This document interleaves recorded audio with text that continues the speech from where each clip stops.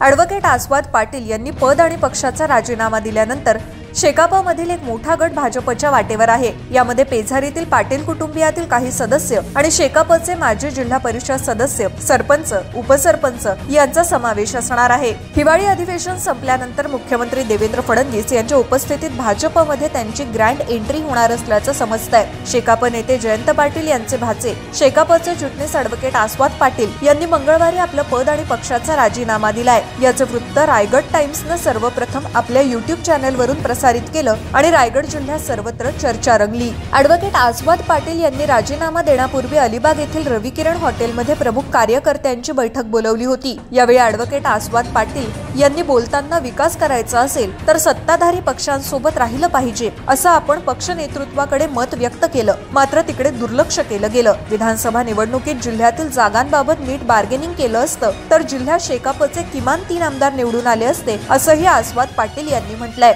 निवडणुका कर्मचाऱ्यांच्या नाही कार्यकर्त्यांच्या जीवावर जिंकल्या जातात असा टोला लगावतानाच नवीन नेत्यांनी कर्मचाऱ्यांना पदाधिकारी बनवून टाकलं आणि जुन्या कार्यकर्त्यांना अडगळीत टाकलंय।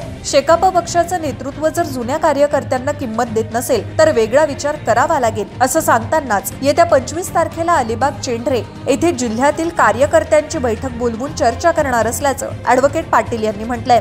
यावेळी चेंढरे जिल्हा परिषदेचे माजी सदस्य संजय पाटील, बाळू शेठ, यतीन घरत, मनोज ओव्हाळ यांच्यासह काही प्रमुख कार्यकर्त्यांची मनोगत व्यक्त करताना जुन्या कार्यकर्त्यांच्या अवहेलनेबाबत नाराजी व्यक्त केली आहे। यावेळी जिल्हा परिषदेचे माजी सभापती चित्रा पाटील, माजी जिल्हा परिषद सदस्य प्रियदर्शनी पाटील, माजी आमदार पंडित पाटील यांचे चिरंजीव सवाई पाटील, सुमना पाटील उपस्थित होते। दरम्यान शेकाप सोबत फारकत घेण्याच्या तयारीत असलेल्या आस्वाद पाटील गटाला गळाला लावण्यासाठी शिवसेना शिंदे गट आणि भाजपकडून प्रयत्न सुरू असल्याची सूत्रांची माहिती आहे। मात्र बहुतांशी कार्यकर्त्यांचा कल भाजपकडे आहे। त्यामुळे नागपूर हिवाळी अधिवेशन संपलं की आस्वाद पाटील आणि त्यांचे समर्थक मुख्यमंत्री देवेंद्र फडणवीसांच्या उपस्थितीत भाजपमध्ये प्रवेश करतील अशी चर्चा आहे।